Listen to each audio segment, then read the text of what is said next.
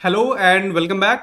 आप सभी का स्वागत है एक नए वीडियो में। वीडियो को पूरा देखिएगा अगर आप आज समझना है कि स्टॉक में हम लोग एंटर कैसे करेंगे। जो स्टॉक्स हम चार्ट ऑफ द वीक में सजेस्ट करते हैं उसमें एंटर कैसे करना है, तो वीडियो को जरूर कंप्लीट देखें एक प्रॉपर अंडरस्टैंडिंग डेवलप करने के लिए। तो कहानी कुछ ऐसे स्टार्ट होता है कि कल मैं मेल चेक कर रहा था और आई गॉट ए मेल।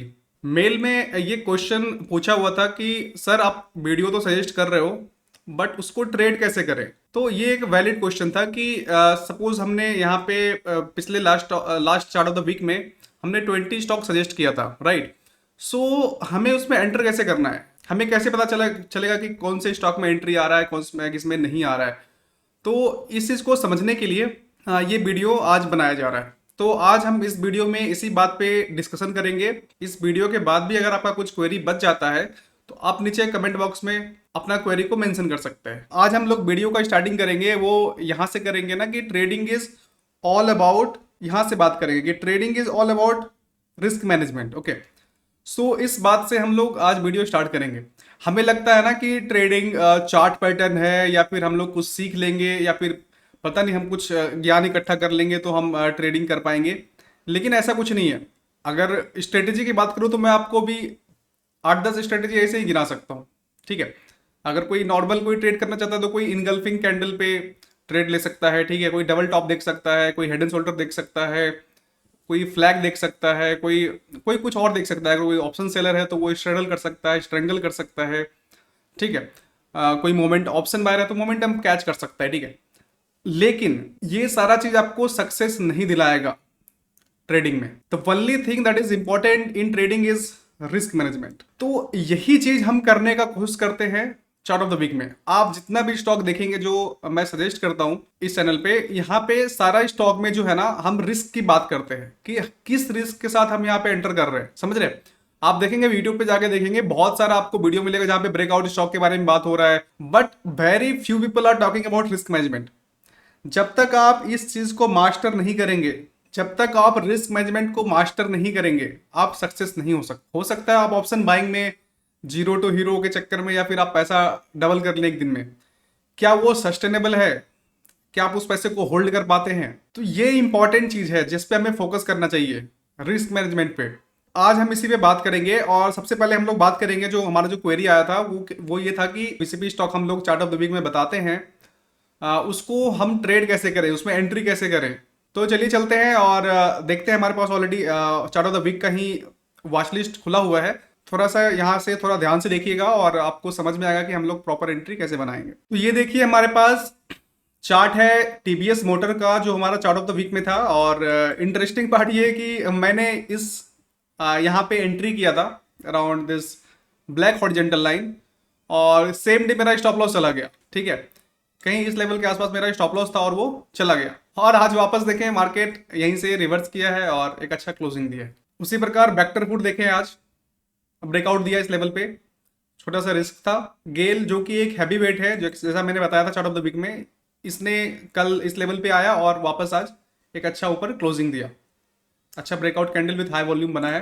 तीसरा हुडको जो मैं काफी समय से सजेस्ट कर रहा था एंड आज देखें इनफैक्ट कल ही एक अच्छा ब्रेकआउट दिया था और वापस आज कंटिन्यू हुआ है बाइंग विथ हाई वॉल्यूम। ये आरपीजी लाइफ साइंसेस, यहाँ पर भी आप देखेंगे आज एक फाइनल ब्रेकआउट आया है। लाओपाला, इसके बारे में भी मैं काफी समय से सजेस्ट कर रहा था कि यहाँ पे एक्यूमुलेट कर सकते हैं और फाइनली आज देख सकते हैं एक प्रॉपर ब्रेकआउट आया है। जीबीपीएल, तो यहाँ पर भी ब्रेकआउट आया लेकिन क्लोजिंग ब्रेकआउट से ऊपर तो है, बट देखते हैं क्या ये सस्टेन कर पाता है कि नहीं। तो इन सब जो मैं ये स्टॉक दिखा रहा हूँ ना, इसका ये दिखाने का मेरा मकसद बस इतना सा है ना कि आप समझे कि अगर आप प्रॉपर जगह पे एंट्री कर लेते हैं, जो ब्रेकआउट लेवल है अगर आप वहां पे बाय कर पाते हैं तो आपका स्टॉप लॉस जो है ना बहुत ही छोटा होता है। जैसे कि आप बात करो टीवीएस मोटर में, मैंने इस यहाँ के आसपास कल एंट्री किया था, उसमें मेरा रिस्क क्या था, यहाँ पे कहीं मैं एग्जिट हो गया। 1.87 रुपी 1.87%, 2% मान लो आप। अगर आप 1 लाख रुपीज का पोजीशन साइजिंग बनाते हैं तो आपका कितना लॉस हुआ इसमें, इसमें जो आपको लॉस हुआ वो हुआ 2000 का, मान लो 2000 का ही तो लॉस हुआ ना। लेकिन अगर ये चलता तो हमें क्या रिटर्न बन सकता था यहाँ से, ये समझने वाली बात। आप बताओ, आप ब्रेकआउट स्टॉक के पीछे जाओगे जो ऑलरेडी, जैसे यहाँ पे ये ब्रेकआउट दे चुका है, ठीक है। ओके, अब यहाँ पे ब्रेकआउट ये दे चुका है स्टॉक, ठीक है। और अभी हम यहाँ पे एंट्री करने जाएंगे तो हमारा स्टॉप लॉस कितना बन जाएगा? अगर मान के चलो कोई ब्रेकआउट पे कोई एंट्री करता है 5%, मैं नहीं बोल रहा हूँ ज्यादा है 5%, बट किसी आप प्रॉपर अगर लेवल पे कर पाते हैं ना तो आपका स्टॉप लॉस बहुत ही छोटा होता है। आप देखें गेल में, देखें आप गेल में देखें कि यहाँ पे अगर कोई इस लेवल के आसपास अगर बाय करता है तो उसका रिस्क 4% है।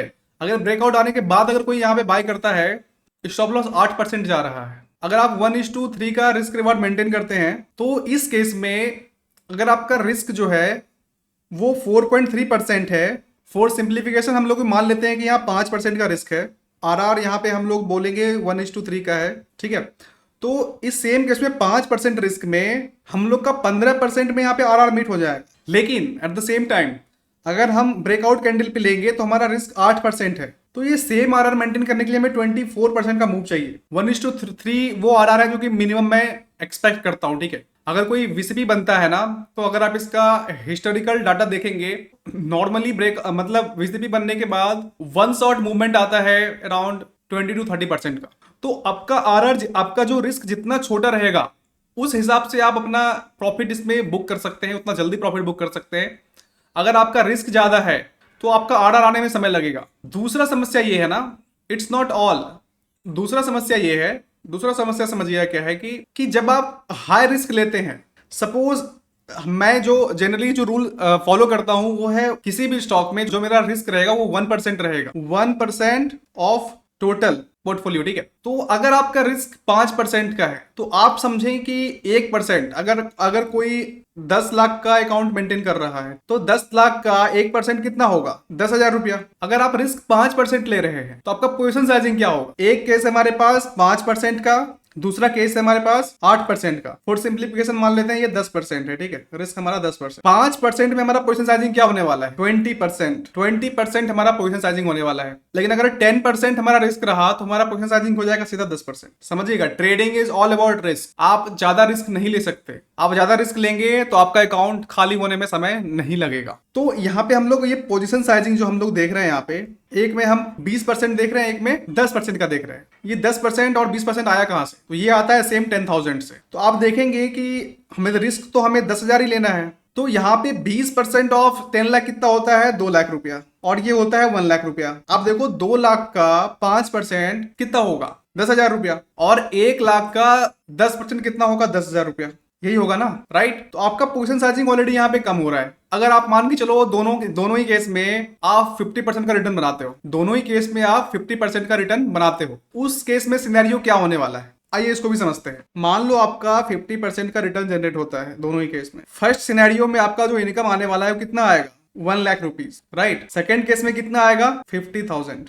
एक जो है आपका टोटल पोर्टफोलियो को 10% ऊपर लेके जाएगा। ये जो आपके पोर्टफोलियो को मात्र 5% ऊपर लेके जाएगा। मैं समझ रहा हूं कि थोड़ा इन्फॉर्मेशन का ओवरलोड हो रहा है, बट आप इसको आराम से ध्यान से हो सके तो दोबारा देखिएगा और इस बात को समझने की कोशिश कीजिएगा। हो सके तो एक कॉपी और पेन लीजिए और इन सारी चीजों को खुद से कैलकुलेट कीजिए अलग अलग नंबर से, तो वहां से आपको एक अच्छा आइडिया मिलना स्टार्ट होगा। यहाँ पे इंपॉर्टेंट हो जाता है कि अगर आप रिस्क छोटा रखते हैं तो आप एक बड़ा पोजीशन साइजिंग के साथ एंटर कर सकते हैं स्टॉक में, और जो रिटर्न आएगा ना वो आपके पोर्टफोलियो को बढ़ा के रखेगा। एज ए ट्रेडर हम बिजनेसमैन हैं और हमें प्रॉफिट कमाना है, हम लोग बिजनेस रन कर रहे हैं, तो हमें अपना पैसा को वहां डालना पड़ेगा जहां पर की मूवमेंट आ रहा है, जहां प्राइस का ग्रोथ हो रहा है। नहीं तो हम स्टेगनेंट रहेंगे, हमारा पोर्टफोलियो में कोई ग्रोथ नहीं होगा। हम लोग प्रॉपर रिस्क मैनेजमेंट के साथ ही आगे बढ़ सकते हैं और यही एक सही तरीका है। आप कोई भी प्रोफेशनल ट्रेडर के पास जाएं तो आपको यही तरीका देखने के लिए मिलेगा। उनका सक्सेस का राज यही है।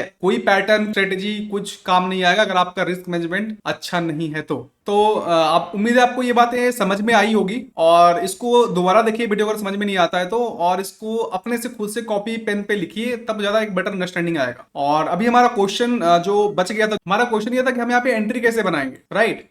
तो यहाँ पे जो सिंपल सा ये है ना कि जैसे आप इस प्राइस लेवल को मार्क करके बैठे हैं, ठीक है। सपोज ये हॉरिजॉन्टल लाइन मैंने मार्क किया, तो मैं इस प्राइस पे एक प्राइस ट्रिगर लगाऊंगा, प्राइस अलर्ट। आप जिस भी ब्रोकर के साथ काम करते हैं वो ब्रोकर आपको एक प्राइस अलर्ट का फंक्शन देता है, जो कि आज के डेट में सारे ब्रोकर ही देते हैं। मुझे नहीं लगता कोई ब्रोकर है जो कि ये बेसिक फंक्शन नहीं देता है। तो इस बात का आप ध्यान रखें। और जैसे यहाँ पर भी मैं देखूँ ना, आप देखें ये मेरा फायर्स का टर्मिनल है। अगर मैं यहाँ पे प्राइस अलर्ट लगाने जाऊं तो मैं आपको बता रहा हूं कि हम लोग प्राइस अलर्ट लगाते कैसे हैं, ठीक है। तो ये देखो आप, मैं यहाँ पे क्लिक करूंगा इस लेवल पे 112 के लेवल पे, ठीक है। क्लिक किया, यहाँ पे आप देखेंगे ये क्रिएट अलर्ट का फंक्शन है। तो यहाँ से है ना कि आप प्राइस अलर्ट यहाँ पे क्रिएट कर सकते हैं। को मान के चलो मार्केट यहाँ ट्रेड कर रही है और जैसे ही इस प्राइस पे आएगी तो हमें हमारे पास एक नोटिफिकेशन आएगा मेल पे एज वेल एज आपका जो मोबाइल एप्लीकेशन है वहां पर भी आपको एक नोटिफिकेशन आएगा कि आपका प्राइस अलर्ट आ चुका है। तो वहां पे आपको कुछ भी नहीं करना, वहां पे जाना है और उस प्राइस पे आपको बाय कर लेना है और ये छोटा सा आपको एक स्टॉप लॉस लगाना है एंड दैट्स इट। ट्रेडिंग बहुत ही आसान चीज है, यहाँ पे सिर्फ बाय और सेल करना होता है, बट इसके पीछे जो माइंडसेट है ना वो इंपॉर्टेंट है। कोई भी बाय सेल कर सकता है, जो एक्सपर्टीज चाहिए इट टेक्स टाइम। तो आपको यहाँ पे प्राइस अलर्ट लगा करके और नीचे स्टॉप लॉस लगाना है, फिर आपको भूल जाना है। फिर आप जो मैं करता हूँ वो बता रहा हूँ कि 1:3 पे मैं हाफ क्वांटिटी बुक करूंगा, बाकी क्वांटिटी को मैं जाने दूंगा जहां तक जा सकता है। आप देखो 20 स्टॉक को, अगर आप यहाँ पे 20 स्टॉक है, क्या इसको आप हमेशा देख सकते हो? हर एक 15 मिनट में देख सकते हो या एक घंटे में देख सकते हो? कई लोग, हो सकता है आपका आंसर हाँ भी हो, लेकिन क्या वो एक स्मार्ट तरीका है? तो आंसर है नहीं।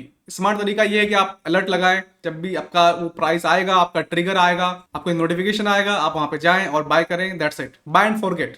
फिर आपका रोल खत्म हो गया। आपका रोल फिर आएगा जब आपका ये नीचे वाला प्राइस अलर्ट लगेगा, ठीक है। यहाँ पर भी आप कर सकते हैं, आप जो स्टॉप लॉस है वहां पर भी आप प्राइस अलर्ट लगा सकते हैं। जब भी वो प्राइस आएगा तो आपको नोटिफिकेशन आएगा, आप वहां पे निकल सकते हैं। तो ये सब कुछ प्रोफेशनल टूल्स हैं जिसको कि आप यूज कर सकते हैं अपने ट्रेडिंग को ज्यादा सिस्टमैटिक करने के लिए। तो उम्मीद है आपको ये आज का वीडियो अच्छा लगा होगा। अगर आपको ये कंटेंट पसंद आया है तो वीडियो को लाइक करें, आप नए हैं तो चैनल को सब्सक्राइब करें। मिलते हैं नेक्स्ट वीडियो में, तब तक के लिए बाय बाय, टेक केयर।